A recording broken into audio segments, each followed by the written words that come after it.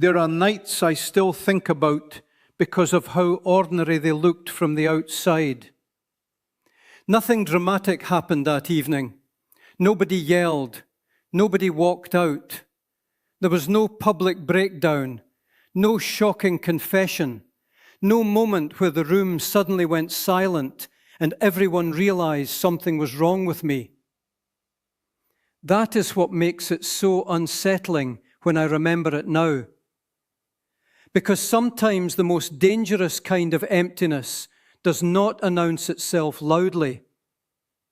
Sometimes it hides behind routine, behind responsibility, behind a smile that has become automatic. That night, church had ended the same way it always did. People lingered in the hallway, talking in small groups. Someone near the coffee station laughed loudly about something I could not even hear clearly. Volunteers folded chairs. Music still echoed softly through the sanctuary speakers, while the lights dimmed row by row. Near the front entrance, a young couple stopped me to say thank you for praying with them the week before. An older woman squeezed my hand and told me my message had encouraged her through a difficult season. I smiled, I nodded. I said all the things I had learned to say so naturally. God is faithful. I'm glad you're here. I'll keep praying for you. And every word sounded sincere because in many ways it was sincere. That is what makes these kinds of seasons so confusing. You can still love God and still lose yourself at the same time. You can still believe deeply while quietly becoming emotionally exhausted underneath your faithfulness. Most people do not realize that. Honestly, I did not realize it either. From the outside, I looked committed, dependable, spiritually mature. I was the person who stayed late, the person who answered calls, the person people trusted when life fell apart. If someone needed prayer, I showed up. If someone needed encouragement, I stayed. If the church needed help, I rearranged my schedule without hesitation. People called it dedication. People admired it. Some people even told me they wished they had faith like mine. But nobody saw what happened after I drove home. Nobody saw the silence waiting for me there. I remember sitting at a red light on the drive home that night, gripping the steering wheel harder than I realized. My body felt heavy in that strange way exhaustion sometimes settles into your bones. Not just physical tiredness, something deeper than that. The kind of weariness that follows you even after rest. Streetlights blurred softly against the windshield. My phone buzzed beside me again with another message from someone needing advice, prayer, help, reassurance. I looked at the screen, then looked away again. For a moment, I could not even bring myself to answer, and that scared me, because normally I answered everyone immediately. Normally I felt needed, important, useful. But that night, I just felt tired. Not the kind of tired sleep fixes, soul tired. The kind of tired where your chest feels heavy for no clear reason.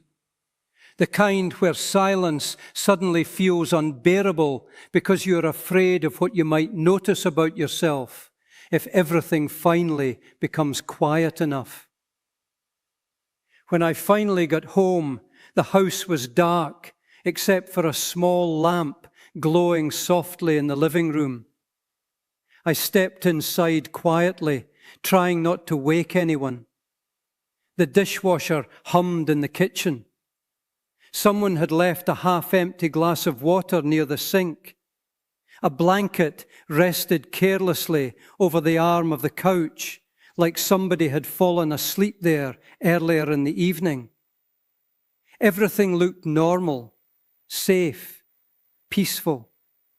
But inside me, something felt painfully disconnected. I stood there for several minutes without moving, still wearing church clothes, still holding my keys in my hand, just staring into the quiet house while this strange ache spread through my chest. I did not even know how to explain it back then. I only knew something inside me no longer felt alive the way it once had. Have you ever felt that before? Have you ever spent an entire day around people and still felt deeply alone once the noise disappeared? Have you ever smiled publicly while privately feeling emotionally numb? Maybe you know this feeling more than you want to admit. Maybe you are the dependable person in your family too, the strong one, the helper, the prayer warrior, the person everybody calls when they are hurting. And maybe secretly you are exhausted in ways nobody notices. You still show up, still volunteer, still encourage everyone else, still say, "I'm fine," automatically. But deep inside, you feel like you are slowly fading. That was exactly where I was. And the frightening part was how long it took me to recognize it. Because spiritual exhaustion does not always look like rebellion. Sometimes it looks like overcommitment. Sometimes it looks like endless service. Sometimes it looks like a person who never rests because they no longer know who they are without being needed. That was me. I had become so busy doing things for God that I quietly stopped being with God. And there is a difference, a painful difference. But when your life becomes filled with responsibilities, events, phone calls, counseling conversations, volunteer work, and emotional caretaking for everyone else, that difference slowly becomes harder to notice.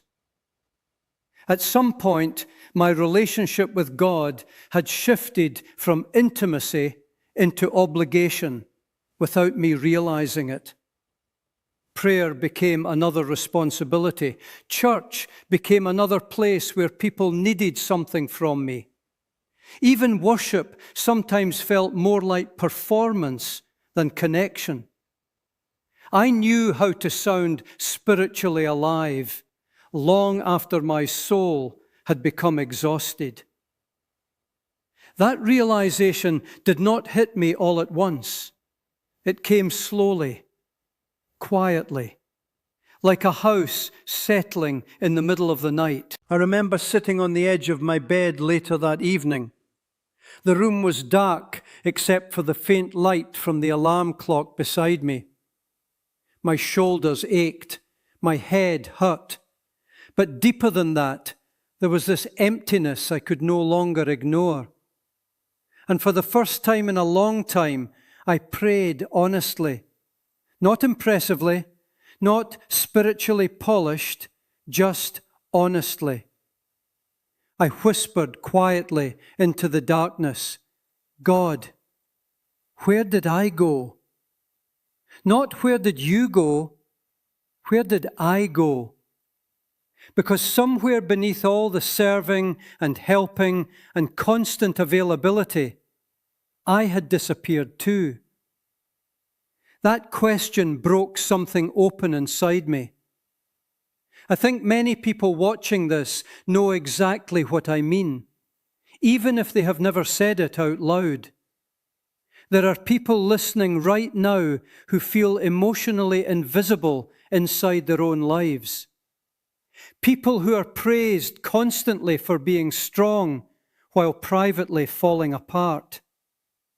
People who help everyone else heal while quietly neglecting their own wounds. People who know how to pray publicly but secretly struggle to sit alone with God honestly anymore. And the heartbreaking part is that others often admire the very behavior that is slowly destroying you.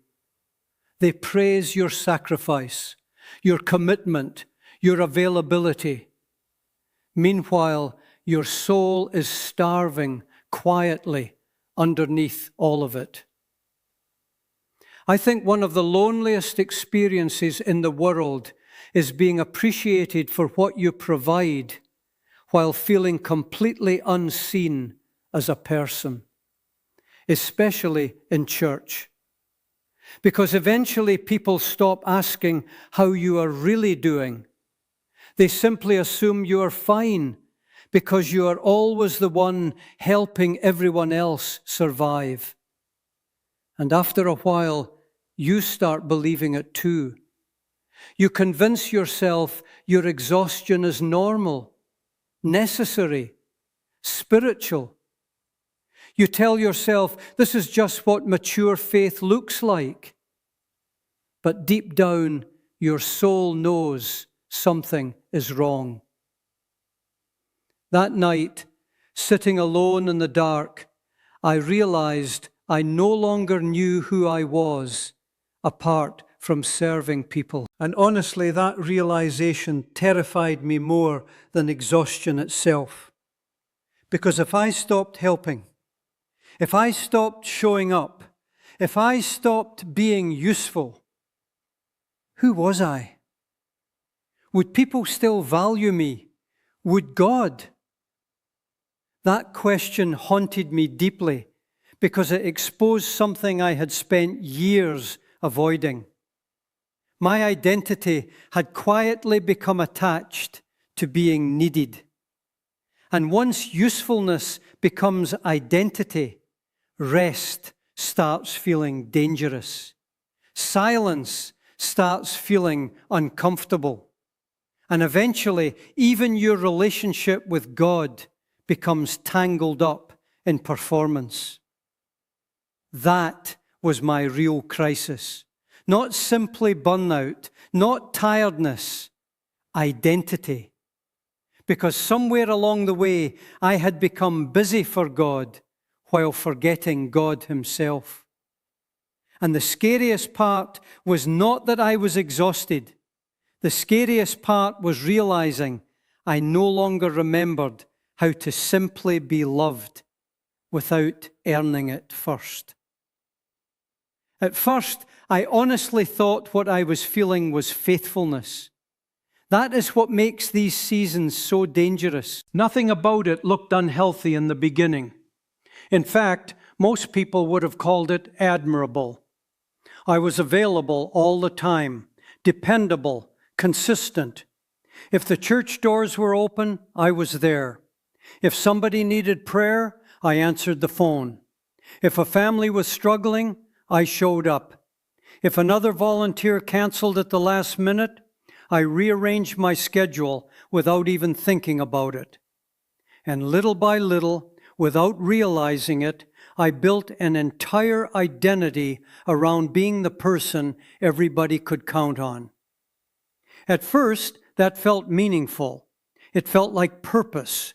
It felt like I mattered. Maybe you understand that feeling too.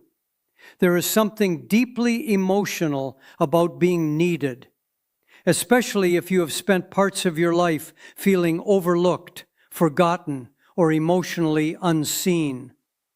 When people begin depending on you, thanking you, praising your strength, it fills something inside you for a while.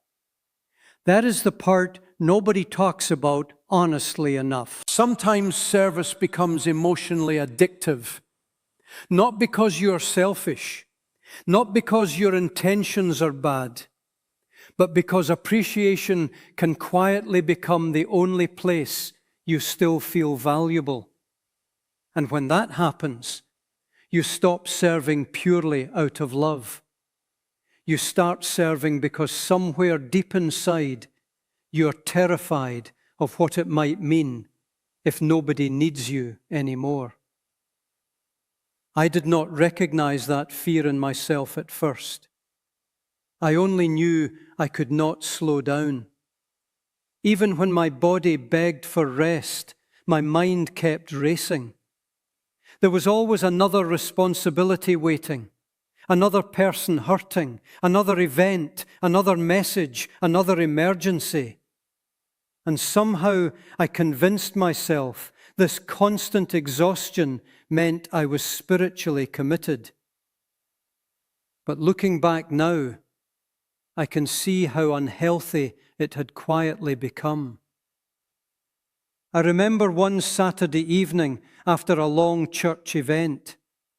People were still standing around laughing in the parking lot while I carried folding tables back into storage with another volunteer. My back hurt, my feet hurt. I had barely eaten all day except for cold coffee and a protein bar between responsibilities. One of the pastors walked by and smiled at me. "I don't know what we'd do without you," he said.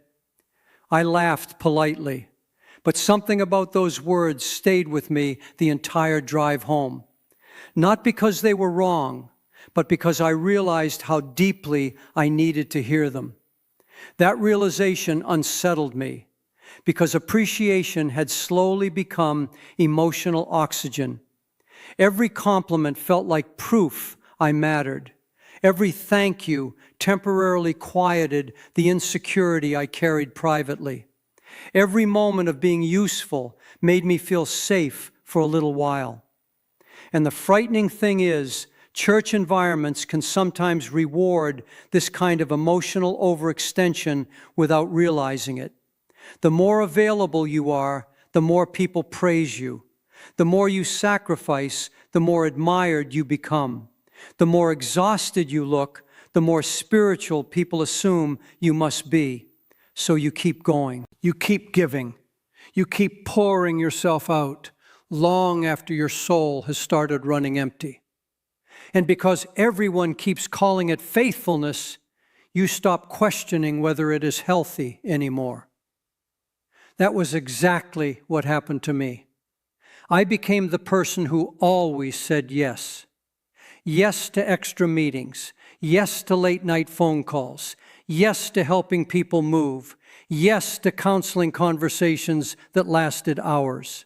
Yes to responsibilities I did not actually have the emotional strength to carry. And every time I said yes, a small part of me felt important again, needed again, valuable again. But there is a painful difference between being loved and being useful. I did not understand that then. I thought they were the same thing.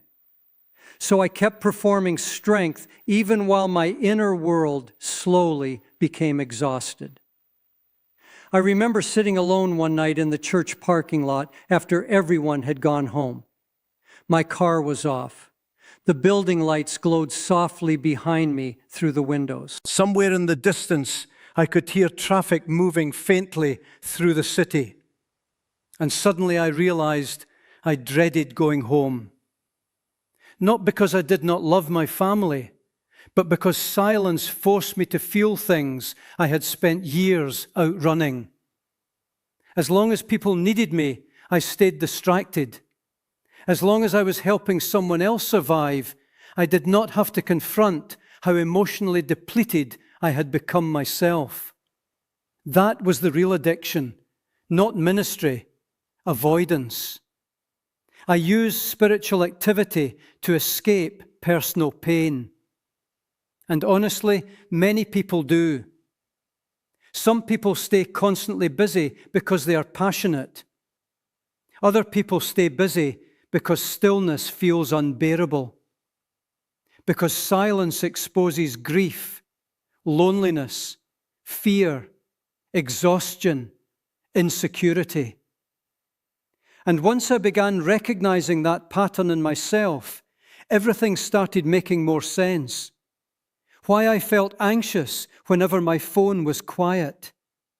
Why rest made me uncomfortable. Why I felt guilty any time I tried slowing down. Why I secretly resented people while continuing to help them anyway. That contradiction exhausted me emotionally. Outwardly, I looked compassionate.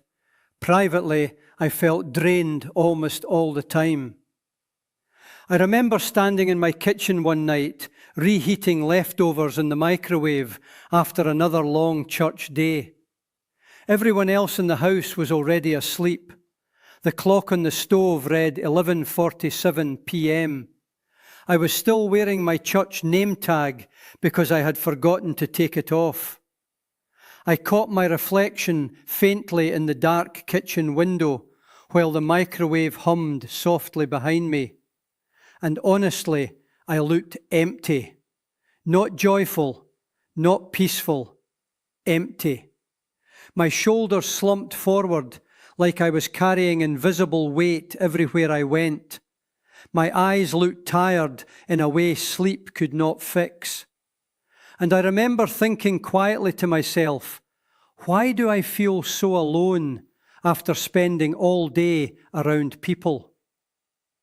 That question followed me for weeks afterward, because loneliness inside community is confusing. Especially inside church. You can be surrounded by people constantly and still feel emotionally unseen. You can spend your entire life helping others while quietly losing touch with yourself. And eventually you become so identified with your role that you no longer know who you are outside of it. That was happening to me slowly. People knew the strong version of me, the dependable version, the encouraging version, the spiritually mature version. But very few people knew how exhausted I had become privately, partly because I hid it well, partly because I was afraid to admit it even to myself. Because if I admitted how tired I really was, then I would have to face a terrifying possibility. What if I could not keep living this way forever? That thought scared me deeply, because my worth had quietly become connected to productivity. If I was helping, I felt valuable. If I was needed, I felt secure. If people appreciated me, I felt emotionally alive for a little while. But whenever life slowed down, insecurity rushed back in immediately. And maybe some of you understand exactly what that feels like. Maybe you panic when you're not busy.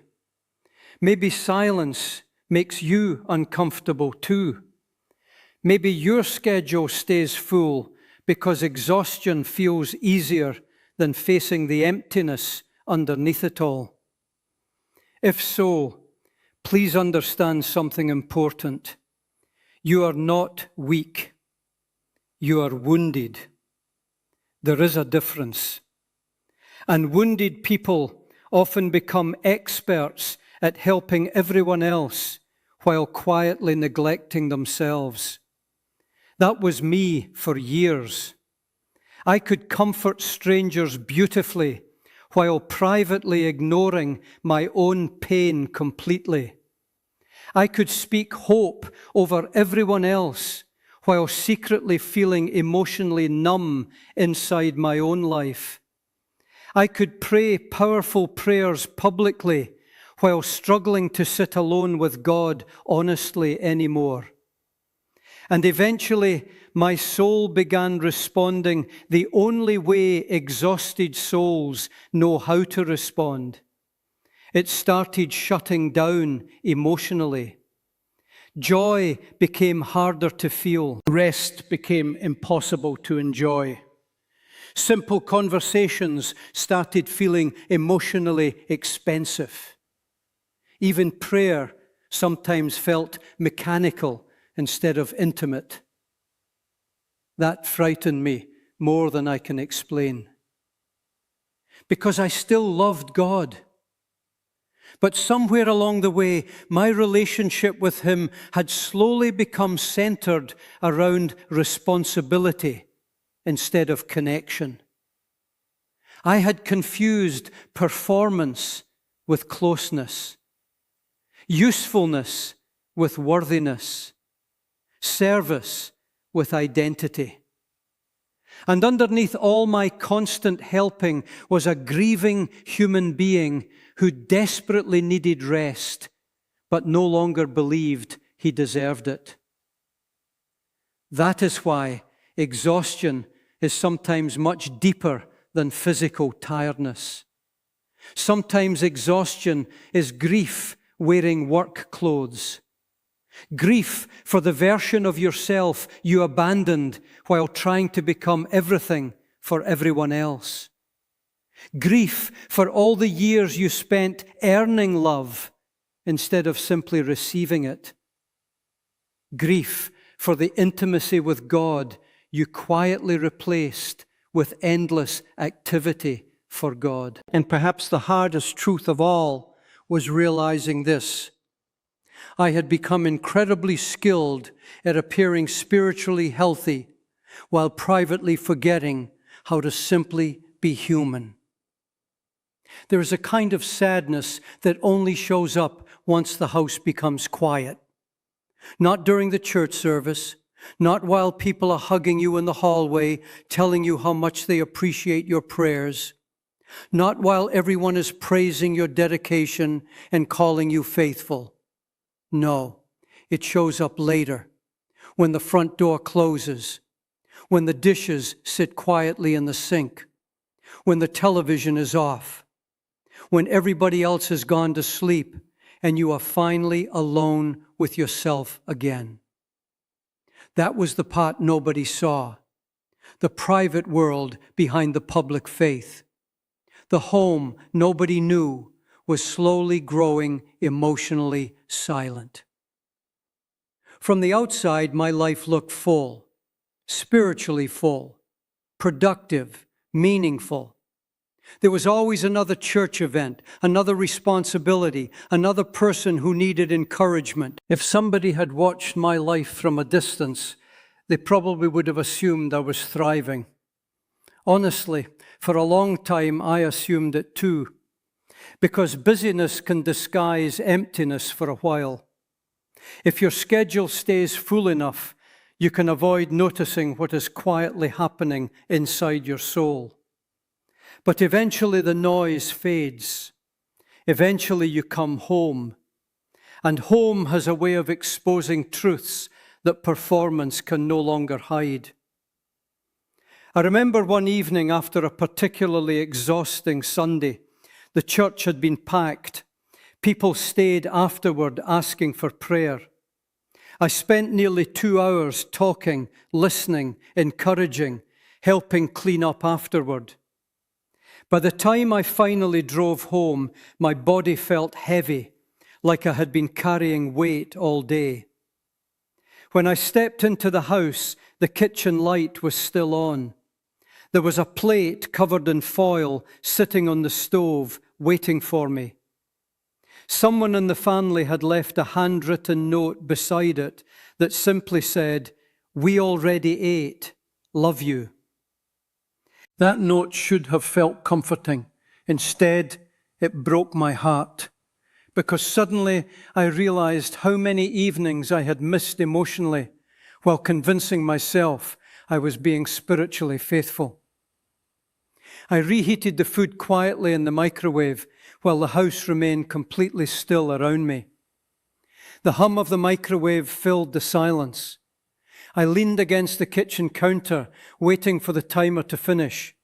And I remember feeling this strange emptiness settle over me again. Not dramatic sadness, just emotional distance. Like I was slowly drifting through my own life instead of fully living inside it.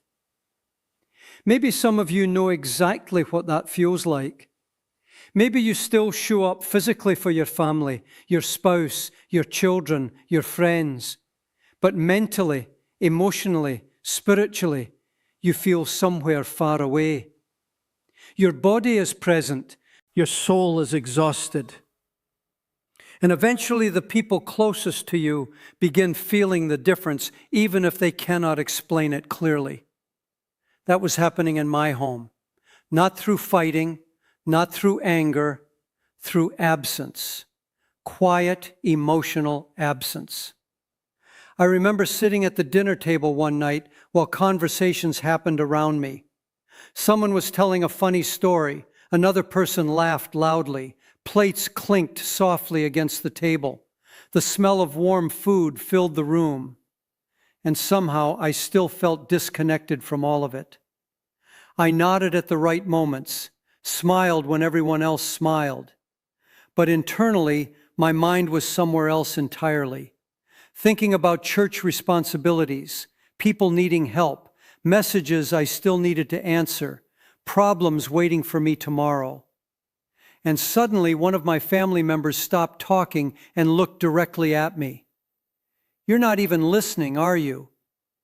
The room became quiet for a second. Not angry quiet, sad quiet. And I remember forcing a small apology while shame settled heavily into my chest. Because they were right. I was there physically, but emotionally, I had been gone for a long time. That realization haunted me afterward, because I had spent so much time trying to love everyone well that I quietly stopped being emotionally present for the people closest to me. And honestly, emotional exhaustion makes intimacy difficult. When your soul is constantly depleted, even simple conversations can start feeling overwhelming. You stop noticing little moments. You stop laughing naturally. You stop feeling fully connected to your own life. You survive each day instead of truly living it. That became my reality slowly, not all at once, one tired evening at a time, one distracted conversation at a time, one more moment where ministry responsibilities took emotional priority over my own home. And the frightening part was how spiritually justified it all seemed. After all, I was helping people, serving God, doing meaningful work. That is what made it so confusing emotionally. Because outwardly, everything looked righteous. Meanwhile, privately, my inner world was becoming painfully empty. I think many people secretly live divided lives this way. Publicly strong, privately exhausted. Publicly available, privately disconnected. Publicly inspiring, privately lonely. And loneliness inside community can become one of the heaviest forms of pain because it feels difficult to explain. How do you tell people you feel alone when you are constantly surrounded by others? How do you explain spiritual emptiness when everyone assumes you are spiritually thriving? How do you admit exhaustion when your entire identity has become connected to being the strong one? I did not know how, so I kept pretending longer than I should have. I kept smiling, kept serving, kept showing up, even while something inside me quietly kept fading. I remember late nights, lying awake, staring at the ceiling, long after everyone else in the house had fallen asleep. The room would be dark, except for faint streetlight shadows moving softly across the walls. Beside me, silence. And in those quiet moments, I started noticing how emotionally numb I had become. Not angry at God, not rebellious, just disconnected. Prayer felt harder, not because I stopped believing, but because I no longer knew how to approach God honestly. Every conversation with Him still sounded polished, careful, professional almost. Even alone, I still sounded like I was performing. That realization frightened me deeply, because intimacy cannot survive inside constant performance. Eventually, your soul becomes too exhausted to keep pretending. I remember opening my Bible one night during that season, and realizing I was reading Scripture the same way someone studies instructions for work. Not for comfort, not for connection, not for peace, for responsibility. What sermon could I prepare from this? What encouragement could I give someone else? How could I use this to help people? And suddenly it hit me. I knew Scripture extremely well, but I no longer knew rest. That sentence stayed with me for weeks afterward, because it exposed how disconnected my private life had become from my public faith. I could explain peace while privately living without it. I could encourage others to slow down while secretly feeling guilty every time I rested. I could preach about intimacy with God while quietly avoiding intimacy myself, because silence forced me to confront how tired I truly was. And exhaustion changes people slowly. It steals tenderness first, then presence, then joy.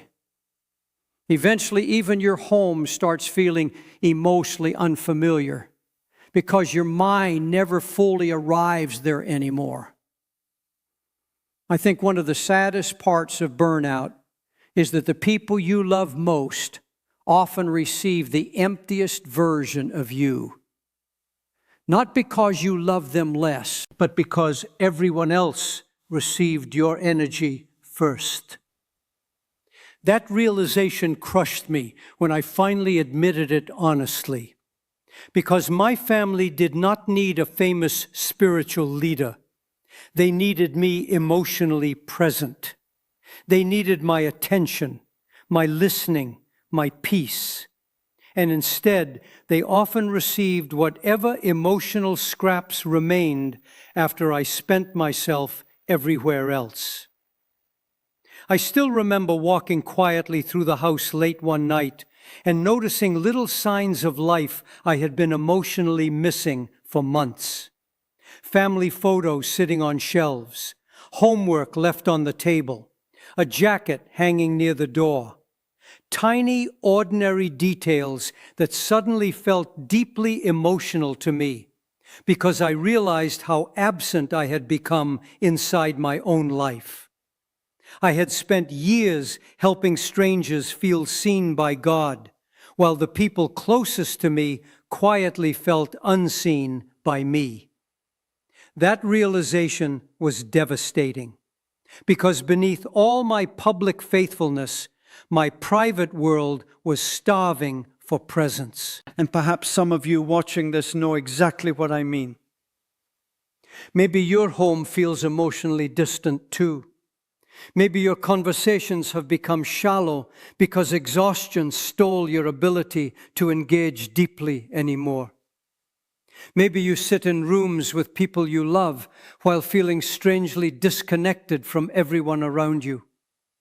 If so, please understand this gently. You are not crazy. You are not failing. You are exhausted in ways your soul was never designed to carry forever. And sometimes the first step toward healing is finally admitting something painful but true. Your public faith may still look strong, while your private life quietly begs for rest. There comes a moment in emotional exhaustion when your soul simply cannot keep pretending anymore. Not because you suddenly become weak, not because you stop loving God, not because you wake up one morning and decide you no longer care, but because human beings were never created to carry endless pressure without eventually breaking somewhere inside. For me, that moment did not happen in some dramatic public collapse. It happened quietly, painfully quietly. And honestly, that almost made it worse. I remember the Sunday clearly. The service had gone well. At least that is what everyone kept saying afterward. People lingered around the sanctuary, talking and laughing while volunteers cleaned up. Someone stopped me near the front doors and thanked me for the message. Another person hugged me tightly and said, "You always know exactly what people need to hear." I smiled politely the way I always did, but internally I felt nothing. Not peace, not fulfillment, not joy, just exhaustion. The kind that settles deep into your chest and makes even breathing feel emotionally heavy. After most people had gone home, I walked back into the sanctuary alone to grab something I had forgotten near the front row. The room was almost dark, except for a few stage lights still glowing faintly overhead. Empty chairs stretched across the room in silence. Somewhere in the building, I could hear the muffled sound of a vacuum cleaner running. Normally, I loved the sanctuary when it was quiet. That day, the silence felt unbearable. I sat down in one of the chairs near the middle row for just a moment, thinking I only needed a minute to gather myself before helping finish cleanup. But something inside me suddenly stopped cooperating. My chest tightened, my breathing became shallow, and without warning, tears filled my eyes.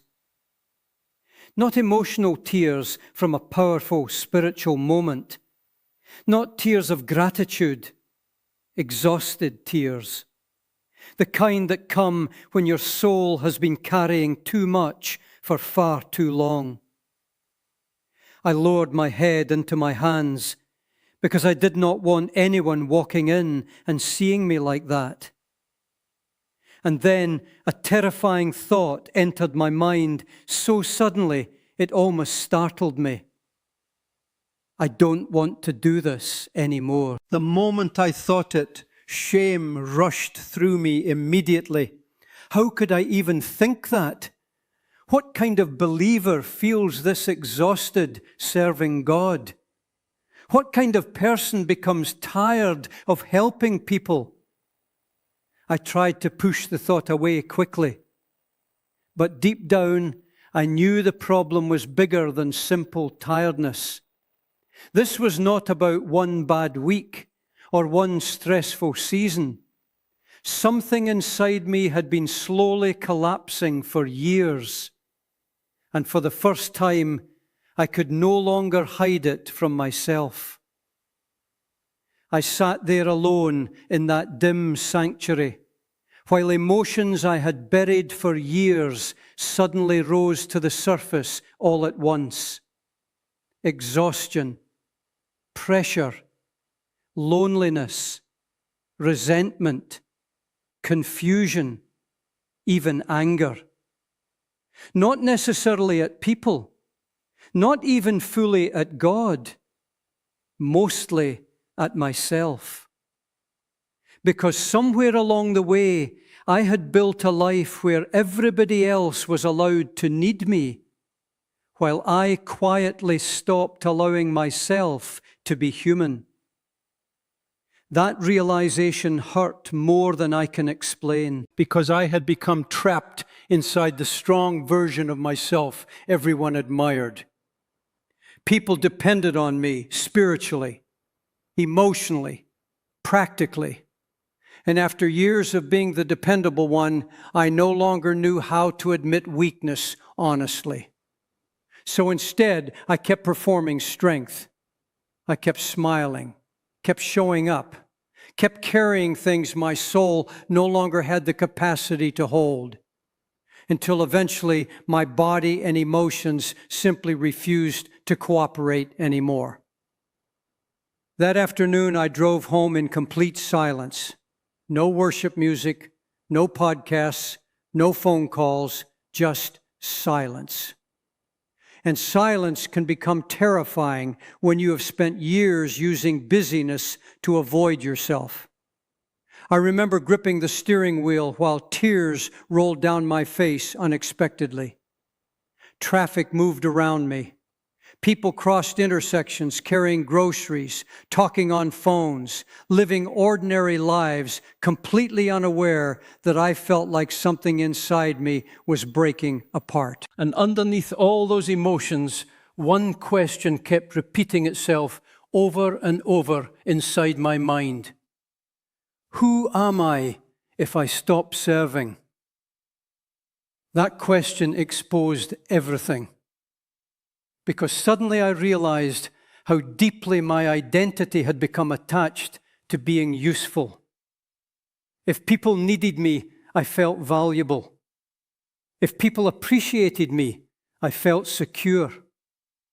If I stayed busy enough, I could avoid confronting how emotionally empty I had quietly become. But what would happen if I stopped? Who was I underneath all the helping, underneath all the responsibility, underneath all the performance? Honestly, I did not know anymore. And maybe some people watching this understand that fear deeply. Maybe your role has swallowed your identity too. Maybe you became so focused on taking care of everybody else that you no longer recognize yourself outside of responsibility. The strong one, the caregiver, the church volunteer, the parent, the provider, the dependable friend. At first, those roles feel meaningful, but eventually they can become prisons if you forget that there's still a human soul underneath them needing care too. That was what happened to me. I forgot myself, not intentionally, gradually, quietly, one exhausted year at a time. And eventually, the emotional cost became impossible to ignore anymore. I started noticing resentment creeping into places where compassion used to live naturally. That part was especially painful to admit. I would answer phone calls from people needing help while secretly feeling emotionally drained before the conversation even started. I would smile publicly while privately wishing everyone would stop needing something from me for just one day. And then, immediately afterward, guilt would crush me for even feeling that way. Because good Christians are supposed to be selfless, patient, available, strong. At least, that is what I kept telling myself. But emotionally exhausted people eventually reach a dangerous point where even love starts feeling heavy. Not because they stopped caring, because they have nothing left to give. I remember one night during that season when someone called needing prayer, while I personally felt completely shattered inside. I answered anyway. I listened carefully. I encouraged them. I prayed with them gently and said all the right spiritual things. Then I hung up the phone and sat there staring at the wall in complete silence, emotionally empty. It felt like I had spent years pouring water from a cup that had quietly been dry for a very long time. That was the moment I finally realized how dangerous spiritual performance can become, because eventually you learn how to sound emotionally healthy long after you have stopped being emotionally healthy. You become skilled at managing appearances, skilled at hiding exhaustion, skilled at giving people the version of you they expect. Meanwhile, your real self slowly disappears underneath all the performance. And then came the moment that truly broke me open. A conversation at home. Simple, quiet, painfully honest. Someone close to me looked at me during dinner one evening and said softly, "You're here physically, but emotionally you left a long time ago." The room went silent. And deep down I knew they were right. I had become emotionally unavailable to the people I loved most, while remaining constantly available to everyone else. Not intentionally, but consistently. And suddenly I saw my entire life clearly in a way I never had before. I had spent years doing things for God while quietly avoiding intimacy with God Himself. Activity became my hiding place. As long as I stayed busy spiritually, I never had to confront the loneliness, insecurity, grief, and exhaustion living underneath all my service. But eventually, silence exposes what performance cannot heal. Eventually, burnout forces honesty. Eventually, your soul asks questions your schedule can no longer drown out. Questions like, why do I feel so empty after doing so much for God? Why does serving feel heavier instead of healing? Why am I terrified of slowing down? And perhaps the most painful question of all, did I ever really believe I was loved without needing to earn it first? That was a real breaking point, not burnout itself, but realizing I had built my entire spiritual life around performance instead of relationship. And once that truth finally surfaced, everything inside me began changing. The strange thing about finally breaking down emotionally is that sometimes the collapse becomes the first truly honest moment you have had in years. At first, I did not see it that way. At first, I only felt embarrassed, ashamed, weak. I kept thinking I should have handled things better. I should have prayed more, been stronger, managed stress more wisely. I treated my exhaustion like a personal failure instead of a warning signal from a soul that had been neglected for far too long. And honestly, that is what many people do, especially people who have spent most of their lives being dependable.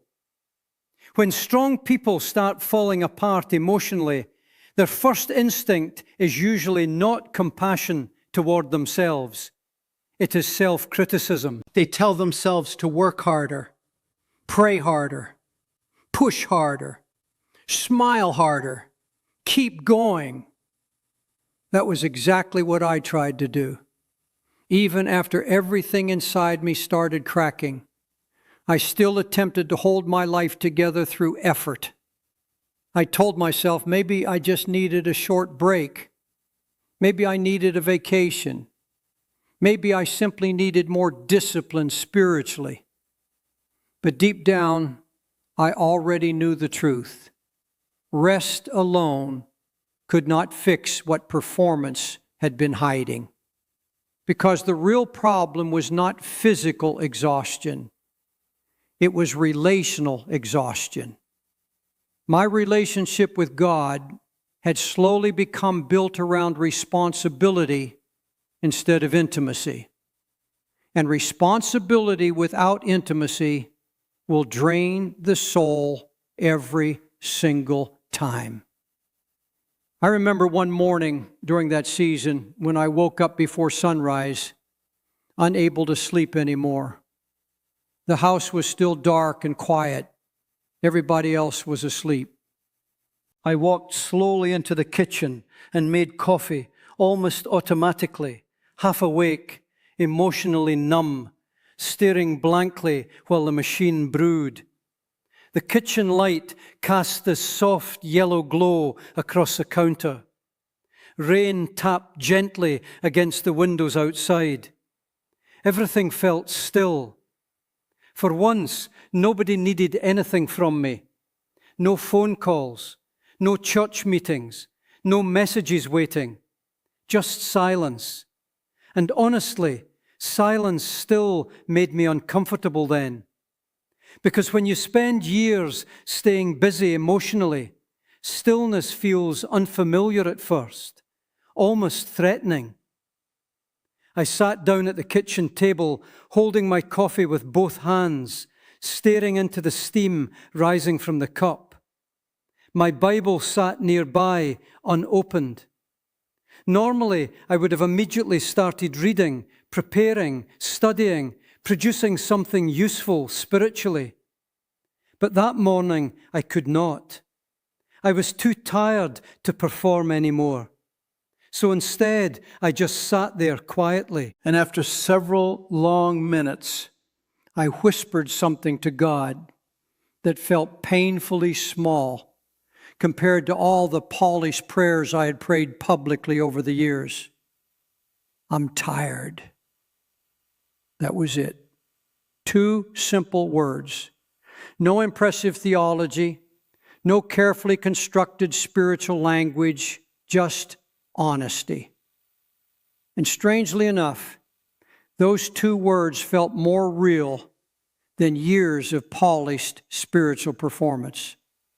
Because for the first time in a long time, I was no longer trying to impress God. I was simply telling him the truth. That moment changed something inside me, slowly, not dramatically, gently. Like finally exhaling after holding your breath for years without realizing it. And sitting there in that quiet kitchen, I began realizing something that completely challenged the way I had understood faith for most of my life.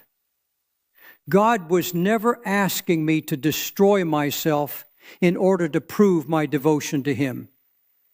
I had placed that burden on myself. That realization shook me deeply because I had spent years confusing sacrifice with self-erasure.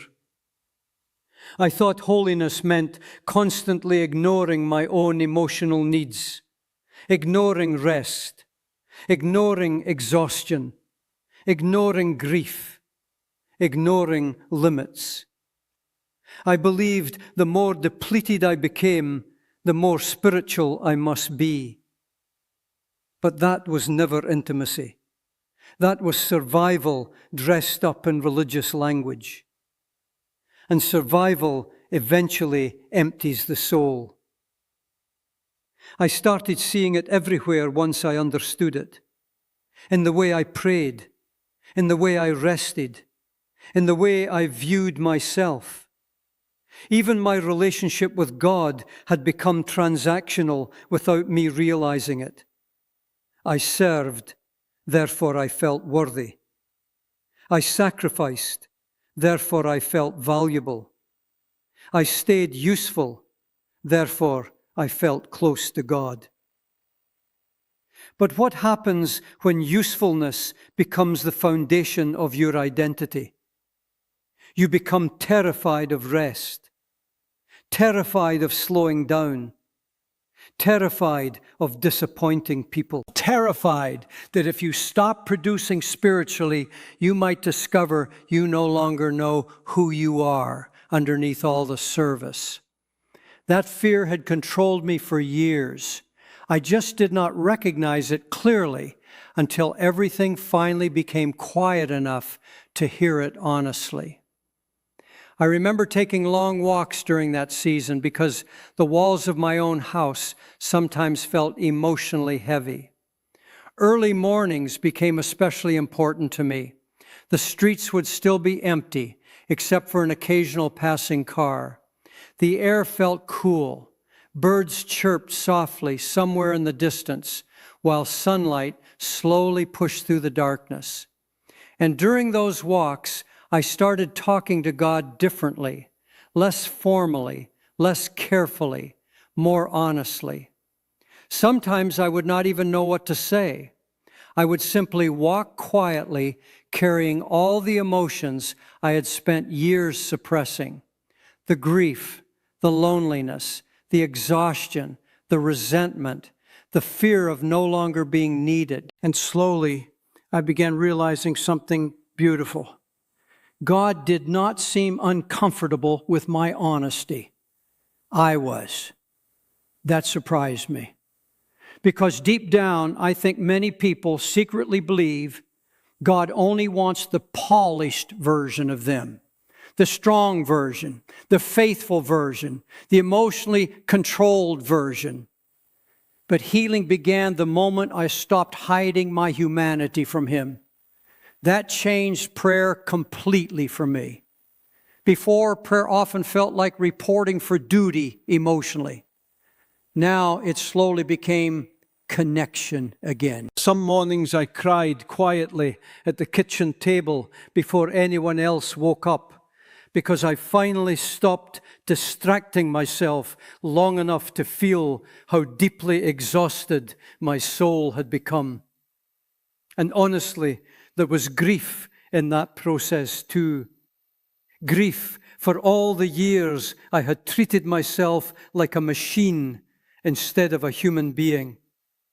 Grief for all the times I showed compassion to strangers while showing none to myself. Grief for all the moments I believed God was disappointed in me simply because I was tired.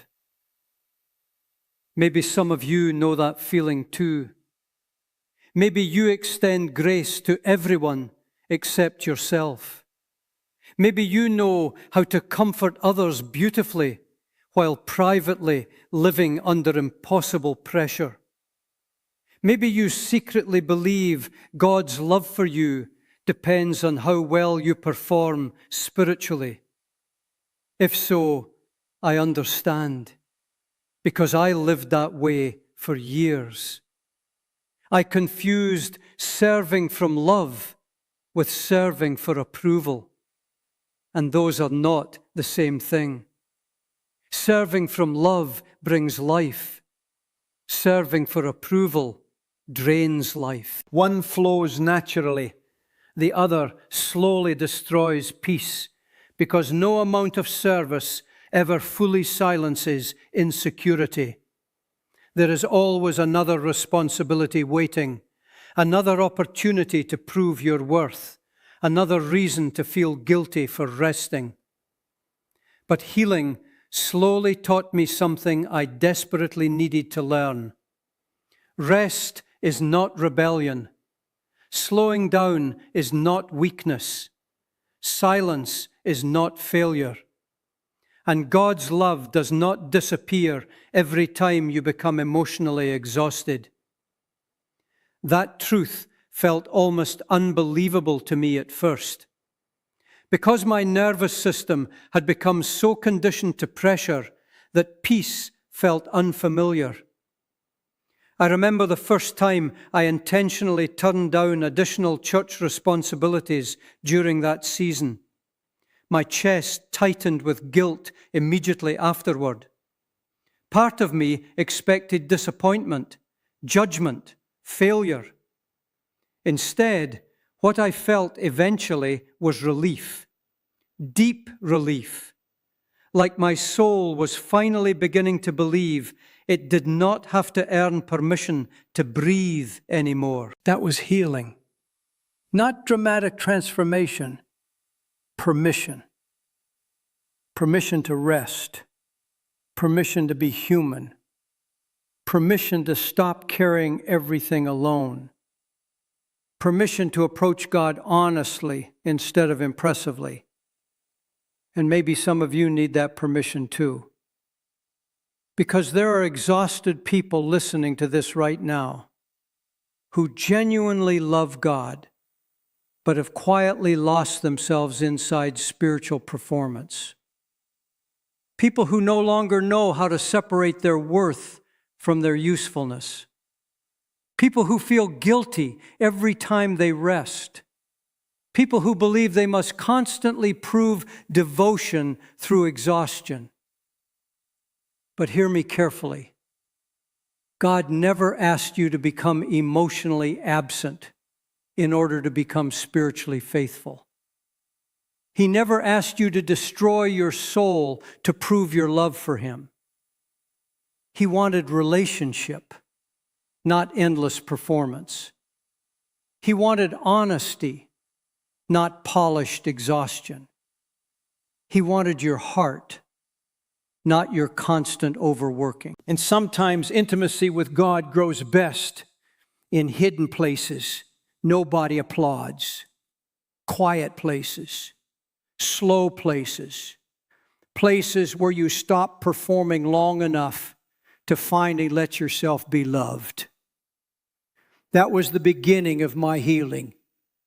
Not becoming more impressive spiritually, becoming more honest emotionally. And honestly, that changed everything. Healing did not arrive in my life all at once. There was no dramatic moment where I woke up one morning completely restored, peaceful, emotionally balanced, and free from every unhealthy pattern I had spent years building. Honestly, I almost wish there had been. It would have been easier, cleaner, more inspiring to talk about. But real healing rarely happens that way. Real healing is slower than most people expect.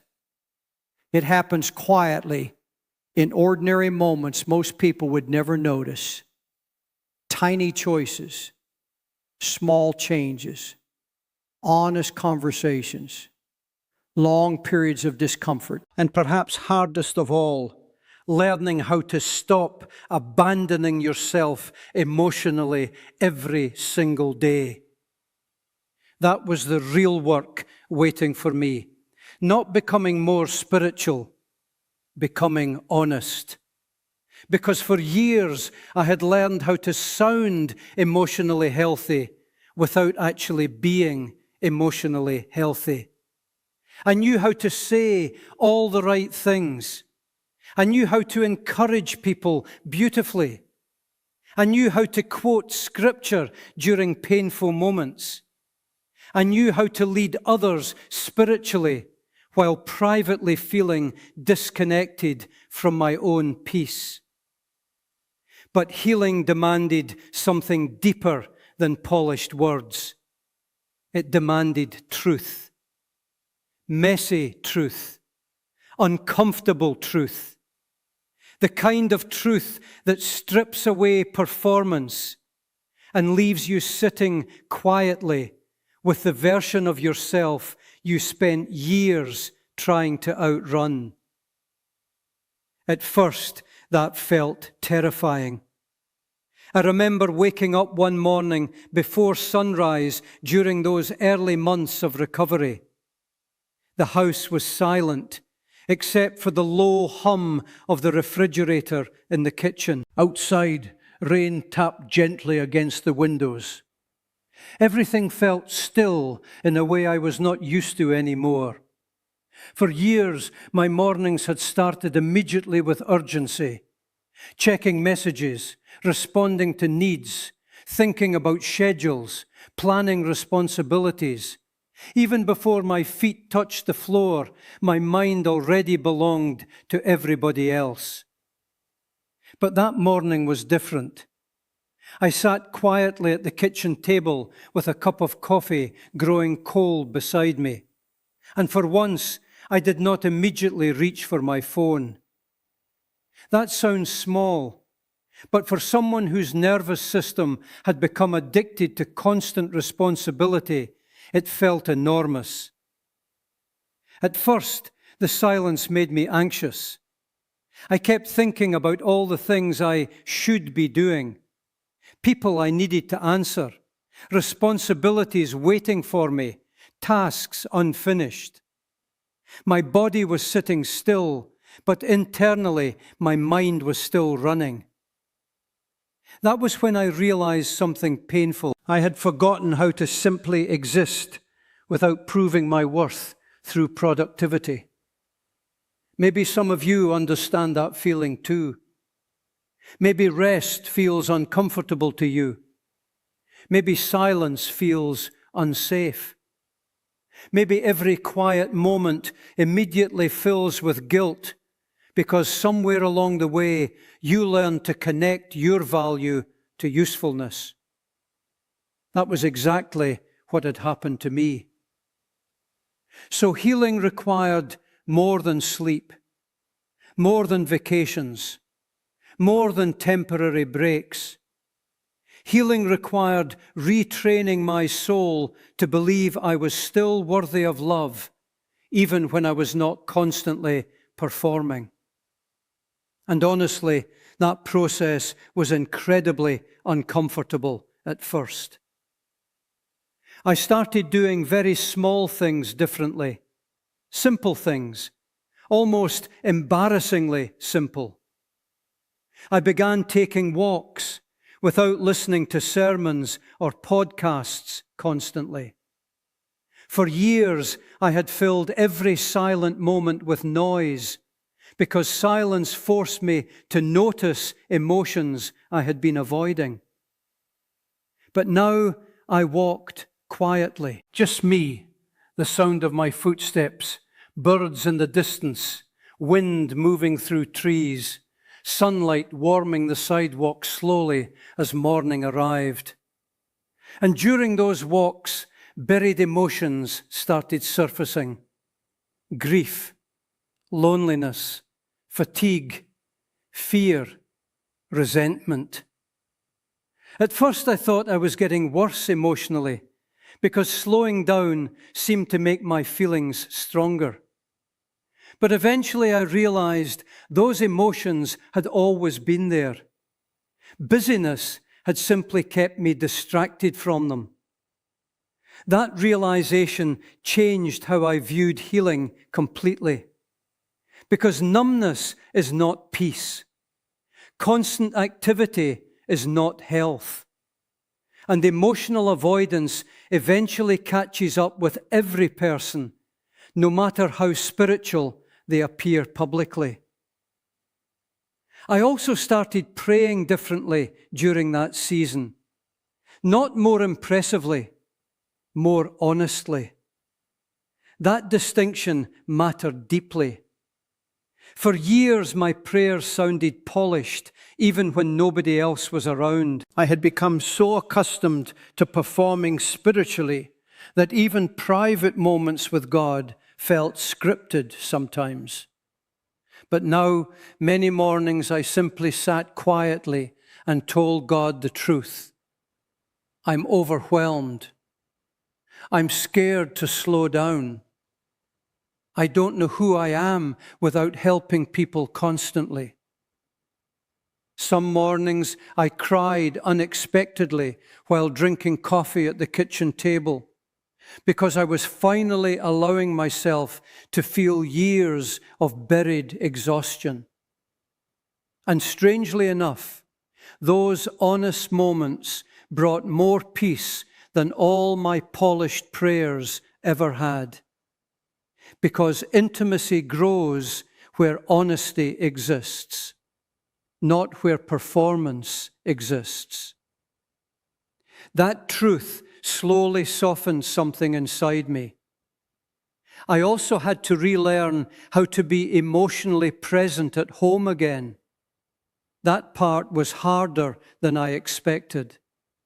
Because emotional exhaustion trains you to live mentally somewhere else all the time, even while sitting beside people you love. I remember one evening during dinner when I intentionally left my phone in another room for the first time in years. No notifications nearby, no constant checking, no multitasking emotionally while pretending to listen. Just presence. At first, it felt strangely uncomfortable. My mind kept drifting toward responsibilities, things needing attention, people waiting for responses. But slowly, over time, I started noticing little things again. Laughter around the table, the sound of forks scraping plates softly, someone telling a story I normally would have half heard while thinking about work. Tiny, ordinary moments suddenly felt deeply emotional to me because I realized how absent I had become from my own life. And healing slowly meant returning to those moments fully, not perfectly, intentionally. I also began learning boundaries for the first time in a healthy way. That was extremely difficult. Because people who build identity around being needed often feel guilty protecting their own peace. Every no feels selfish. Every boundary feels disappointing. Every moment of unavailability feels like failure. I remember turning down an additional church responsibility one week and sitting in my car afterward feeling guilty for nearly an hour. Not because anyone shamed me, because my entire identity had been built around always saying yes. But eventually I realized something life-changing. Exhausted people cannot sustainably love others well. Eventually, depletion turns compassion into resentment, and resentment quietly destroys relationships from the inside.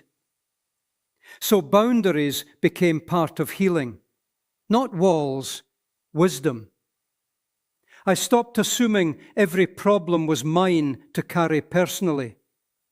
I stopped answering messages immediately at all hours. I stopped volunteering automatically every single time somebody asked for help. And little by little, my nervous system slowly began calming down again. Not instantly, gradually. There were setbacks too, days when guilt returned strongly, days when I slipped back into overworking because productivity still felt emotionally safer than rest. Healing was not linear. Some mornings peace came easily. Other mornings anxiety returned the moment life became busy again. But now I noticed the patterns sooner. I recognized the warning signs sooner. And perhaps most importantly, I stopped treating myself harshly every time I struggled. That changed everything. Because for years I had shown extraordinary compassion toward everyone except myself. I could comfort strangers beautifully while privately criticizing my own exhaustion relentlessly. Now I was slowly learning gentleness, not laziness, gentleness. There is a difference. I think many spiritually exhausted people have forgotten how to treat themselves like human beings. They treat themselves like machines, like spiritual employees, like they must constantly produce value in order to deserve rest. But human souls do not heal under constant pressure.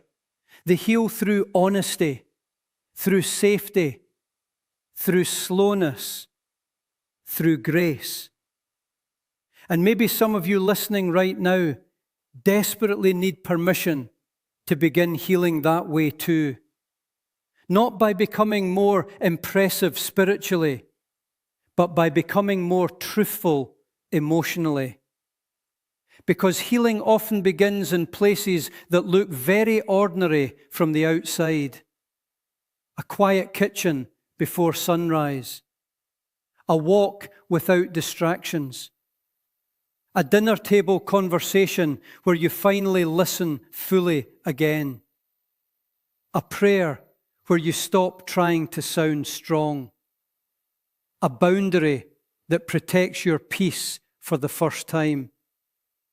A moment where you finally admit, I am tired and I cannot keep living this way anymore. That is not weakness. That is the beginning of returning home to yourself again. And honestly, I believe God meets exhausted people there with enormous tenderness. Not disappointment, not condemnation, tenderness. Because God was never asking me to perform endlessly. He was inviting me back into relationship, back into honesty, back into rest, back into peace. And slowly, painfully, beautifully, that is exactly where healing began. The more honest I became about my own exhaustion, the more I started noticing exhausted people everywhere around me.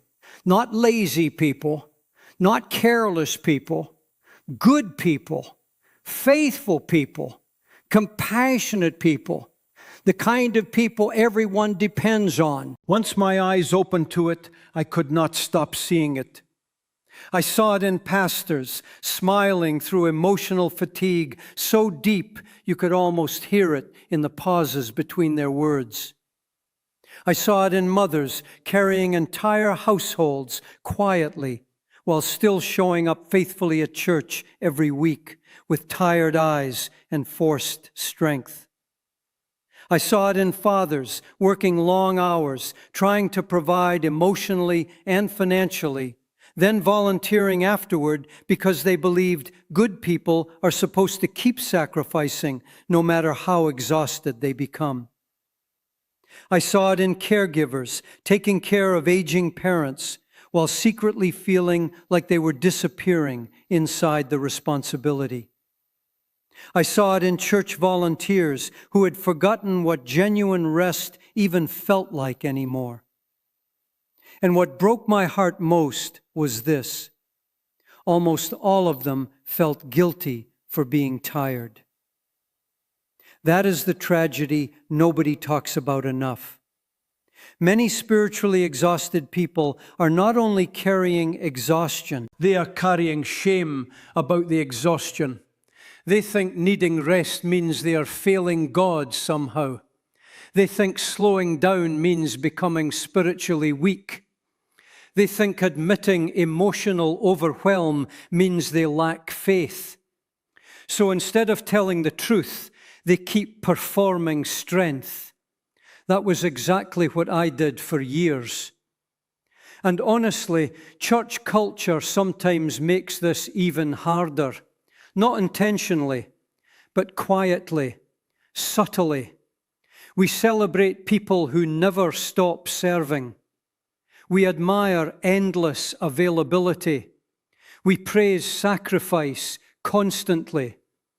And while service itself is beautiful, many people slowly begin believing their worth comes from how much they can carry.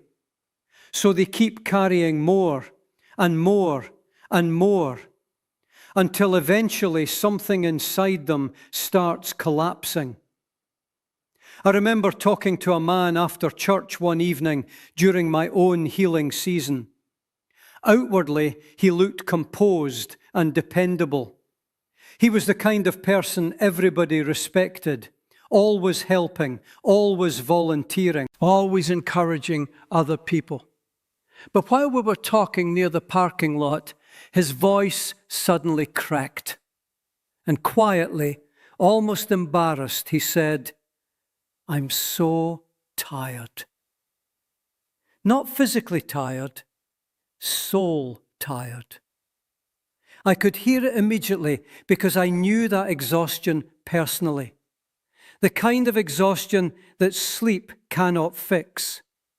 The kind that comes from carrying emotional pressure for years without giving yourself permission to breathe honestly.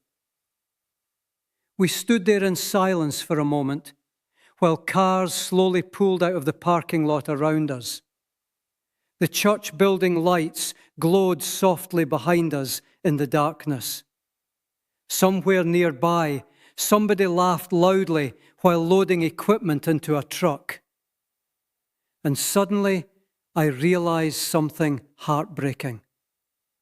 There are exhausted people standing in sanctuaries every single week, pretending they are fine because they no longer know how to admit they are hurting. That realization changed the way I see people forever. Because now, whenever I look around a church lobby or sit quietly during a service, I wonder how many people are privately carrying burdens they no longer have strength to hold. The worship leader smiling while secretly emotionally numb. The parent praying desperately in silence while trying to hold a family together. The volunteer who says yes to everything because they are terrified nobody will value them if they stop being useful. The pastor who feels pressure to remain spiritually strong for everyone else while quietly falling apart internally. The older couple carrying decades of grief nobody fully sees. The caregiver who has not rested emotionally in years. Faithful people, good people, exhausted people. And perhaps what hurts most is how invisible emotional exhaustion can become. Because many people still function while they are suffering. They still show up, still smile, still serve, still encourage others. But inside, something feels painfully disconnected. That was me for years. And maybe it is you too. Maybe you are listening to this while quietly wondering how much longer you can continue living this way. Maybe you wake up already tired before the day even begins. Maybe every responsibility feels emotionally heavier than it used to. Maybe you feel guilty anytime you rest. Maybe you cannot remember the last time you felt fully present inside your own life. If so, please hear me carefully. You are not weak because you are exhausted. You are human. There is a difference. Human beings were never designed to live under endless emotional pressure without rest, tenderness, and honesty. But modern culture pushes us constantly toward overproduction. Do more, respond faster, stay available, remain useful, keep achieving. And sadly, many believers carry those same pressures into their spiritual lives too. Always serving, always helping, always sacrificing, always pouring out. And eventually they become so emotionally depleted that they no longer know how to receive peace themselves. I think one of the most dangerous things that can happen to a compassionate person is slowly believing they only matter when they are useful. Because once usefulness becomes identity, boundaries start feeling selfish. Rest feels irresponsible, and silence becomes terrifying because silence forces you to notice how exhausted you really are. That is why so many faithful people secretly avoid slowing down. Not because they're passionate all the time, because stillness exposes pain they have spent years outrunning. That realization changed how I understood burnout completely. Burnout is not always about working too hard physically. Sometimes it is about grieving too long without rest, carrying too much without support, giving endlessly without receiving tenderness in return, living for years disconnected from your own emotional needs while taking care of everyone else's. And eventually the soul begins shutting down. Joy fades first, then peace, then presence. Simple things start feeling emotionally expensive. Conversations feel draining. Prayer feels distant. You stop laughing naturally. You stop noticing beauty around you. You survive instead of truly living. And because many exhausted people still function externally, nobody realizes how much pain they are carrying internally. I think about all the years people called me strong. Every time somebody said it, a part of me felt strangely sad, because strength had become a prison. I no longer knew how to let people see my humanity honestly. Maybe some of you understand that feeling too. Maybe everybody leans on you emotionally. Maybe people admire how dependable you are.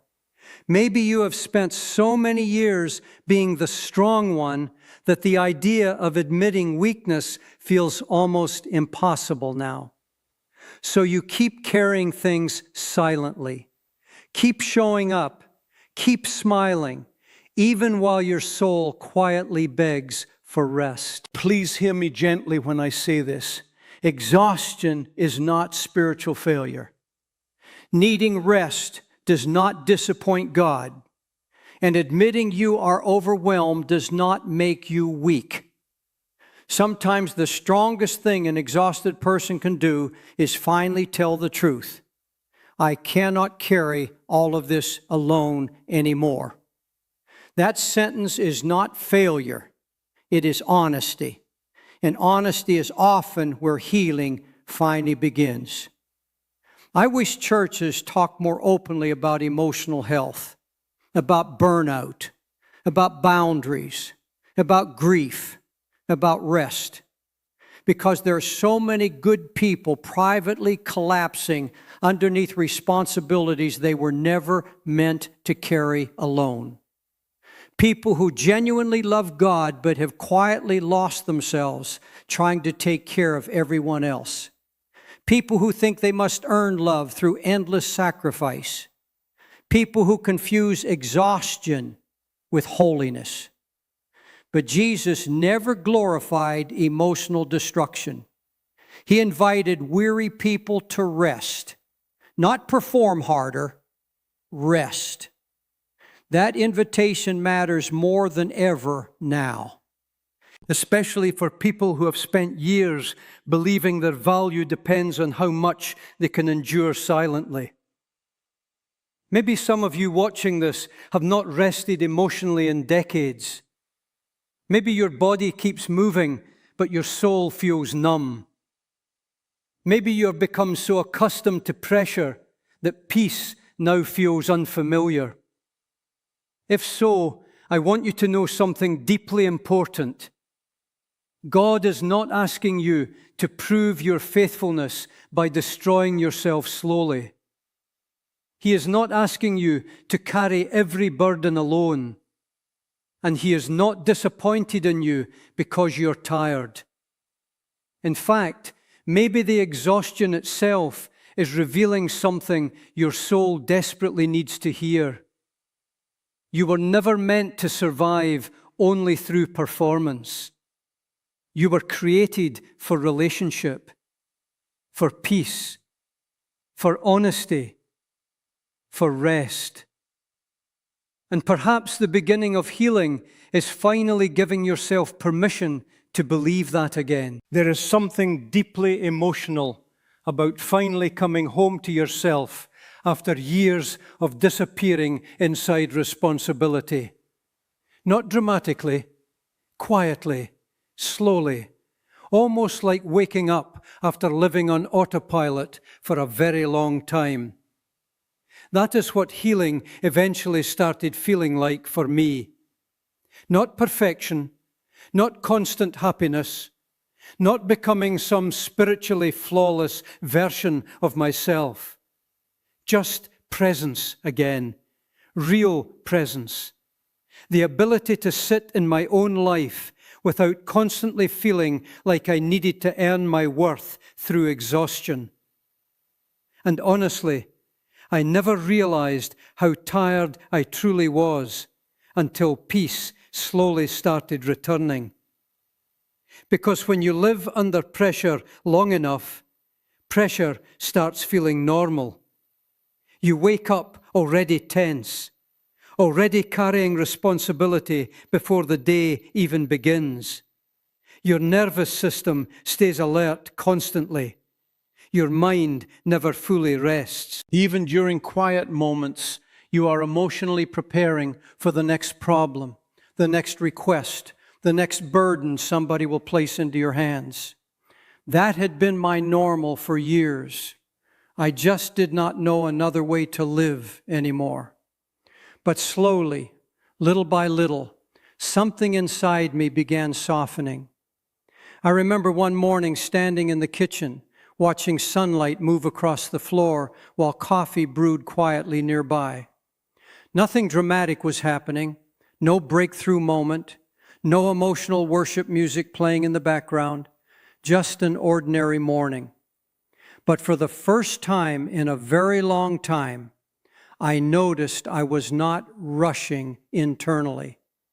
I was simply there, present. And that moment felt strangely sacred to me because I realized how many years I had spent emotionally somewhere else, always preparing, always helping, always worrying, always carrying, but rarely fully present, not with God, not with people, not even with myself. I think many exhausted people forget what presence feels like. Their body stays in the room while their soul lives inside responsibility constantly. That was me for years. Even at home, my mind remained somewhere else emotionally. At dinner, I thought about church problems. During conversations, I mentally organized responsibilities.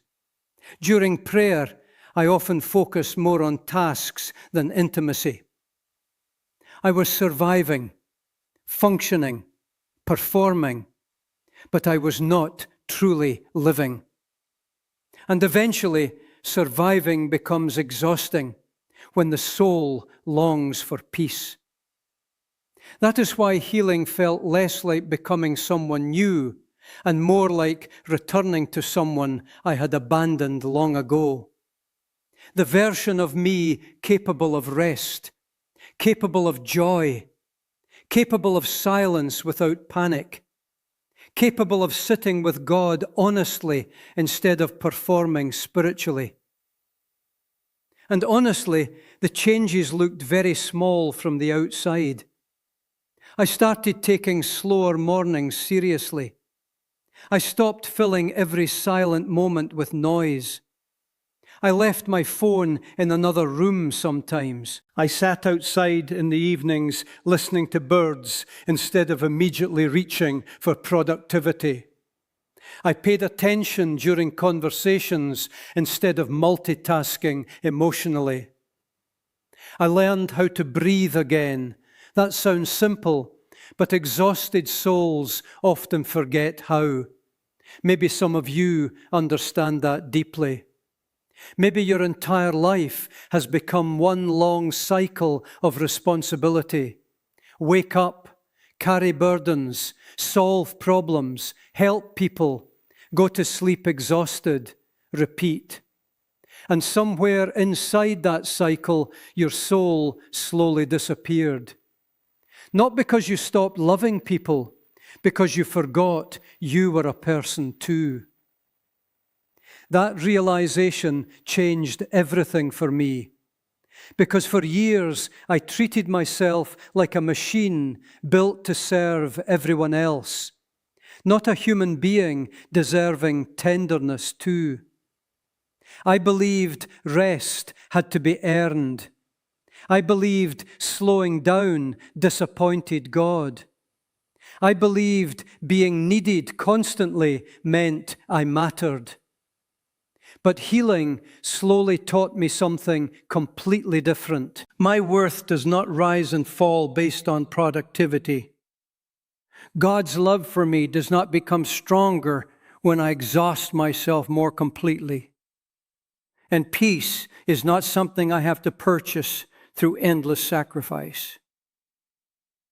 That truth felt almost unbelievable at first. Because when you spend years earning approval through usefulness, unconditional love feels unfamiliar, even unsafe sometimes. I remember sitting quietly during prayer one evening and suddenly realizing I was no longer asking God to help me become more impressive spiritually. For years, most of my prayers had revolved around becoming better, stronger, more effective, more useful. Now, for the first time, my prayers sounded softer, more human. I simply wanted closeness again, peace again, honesty again. And I think that is what many exhausted people are truly searching for underneath all their striving.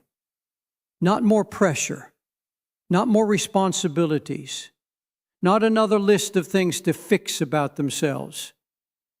They are searching for rest, real rest, the kind that reaches all the way into the soul, the kind where you no longer feel like you must perform constantly to deserve love. I wish someone had told me years ago that God was never asking me to disappear inside ministry. I wish someone had told me that intimacy matters more than image, that peace matters more than performance, that being emotionally honest is not spiritual weakness.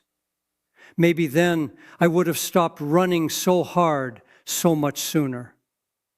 But maybe many of us only learn those truths after exhaustion finally forces us to slow down. I know now that burnout was not simply destroying me. In some ways, it was exposing me, exposing how much of my identity had become attached to usefulness, exposing how deeply I feared disappointing people, exposing how little compassion I had shown myself for years.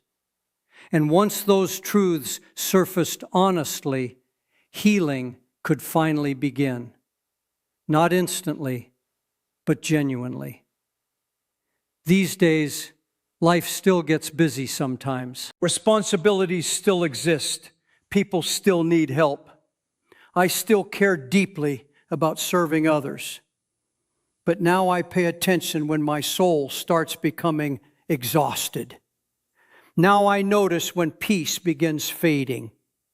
Now I recognize when performance starts replacing intimacy again.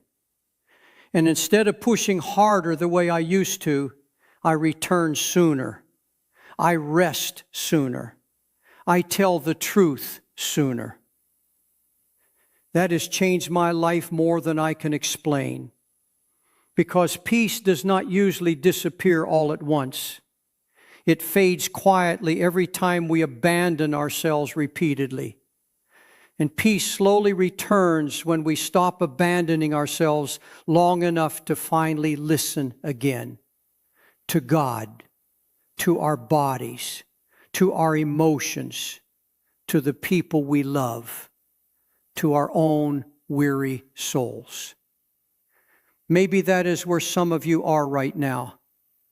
Tired in ways nobody fully sees, still functioning, still smiling, still helping everybody else, but privately wondering how much longer you can continue carrying everything alone. If that is you, please hear this gently. You do not have to lose yourself in order to love God. You do not have to earn rest. You do not have to prove your value through exhaustion. And you do not have to carry every burden alone just to convince yourself you are faithful. Sometimes faith looks less like striving and more like surrender. Less like performing and more like being present. Less like proving and more like trusting that you are already loved before you accomplish anything at all. That truth changed me, because for years I believed God loved the useful version of me most, the productive version, the strong version, the dependable version. But healing taught me something beautiful. God did not wait until I became emotionally impressive to love me fully. He met me in exhaustion, in honesty, in weakness, in the quiet mornings where all I could whisper was, "I'm tired." And somehow that simple honesty brought me closer to Him than years of performance ever had. Maybe because intimacy begins where pretending finally ends. So if you are exhausted today, if your soul feels heavy, If you have spent years carrying responsibilities that slowly emptied you inside, please remember this. God is not asking you to destroy yourself to prove your devotion. He is inviting you back into relationship, back into peace, back into rest, back into honesty, back into life. And maybe the greatest miracle is not becoming useful to God again. Maybe the greatest miracle is finally learning how to let yourself be loved by Him.